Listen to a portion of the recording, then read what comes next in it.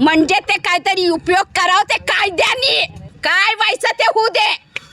आम्हाला भांडायला येत नाही, त्यांच्यासारखं बोलायला करायला येत नाही हो आम्हाला. लई चालबाज लोक आहेत हो, ड्रामेबाज लोक आहेत.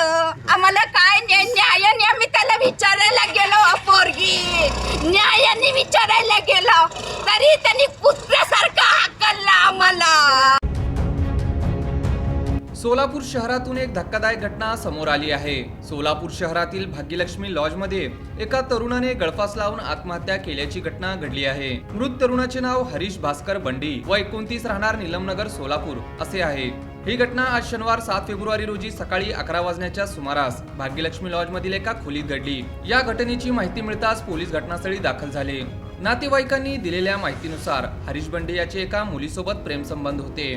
त्यानंतर हरीशच्या कुटुंबियांनी मुलीच्या कुटुंबियाकडे विवाहाची मागणी केली होती. मात्र मुलीच्या आईवडिलांनी या विवाहास नकार दिला होता. त्यानंतर 4 फेब्रुवारी रोजी हरीश बंडी घरातून बाहेर पडला होता. त्यानंतर तो बेपत्ता झाल्याची तक्रार MIDC पोलीस ठाण्यात करण्यात आली होती. आज शनिवारी त्याने भाग्यलक्ष्मी लॉजमध्ये गळफास लावून आत्महत्या केल्याचे उघडकीस आले. मृतदेह शवविच्छेदनासाठी सोलापूर येथील शासकीय रुग्णालयात पाठवण्यात आले आहे. या घटनेचा अधिक तपास पोलीस हे करीत आहेत. वंदना प्रभाकर बंडी, मी, माझा मुलगा, जाऊचा मुलगा, 2 नंबर जाऊचा मुलगा आणि मोठ्या जाऊच्या सून, त्यांचीच बहीण, स्वतः तिनेच माझ्या पोराला आज असं केली. किती त्यांच्या 3दा गेलो आम्ही त्यांच्या घरी मागायला. पोरगं एवढं ते 6 वर्षापासून चाललंय म्हण त्यांचं. बरं जाऊ दे बाबा, आम्हाला 2 महिने झालं कळायलं, जाऊ दे म्हणून त्यांनी ते पोलीसला टॉर्चर केले. तर म्हणजे त्याच्याशी बोलू नको, करू नको म्हणून फोन बंद ठेवलेत. फोन बंद ठेवल्यावर त्याचं डोकं सरकलं आहे. फोन बंद ठेवल्यामुळं त्यांनी आम्हाला घरात सर्वांना सांगितलं हे असं मॅटर आहे. आम्ही या लॉजला गेलो, आम्ही त्या लॉजला गेलो, तिच्याबरोबर आम्ही नवरा बायकोसारखं राहिलो. आम्ही त्याचं डोकं पूर्ण यूज केली, त्याचे पैसे सर्व यूज केली. आमची मोठी सून तिने पण सत्यानाश केली, त्या पोराला यूज केली आणि दुसऱ्याला परत बघायले तिला परत.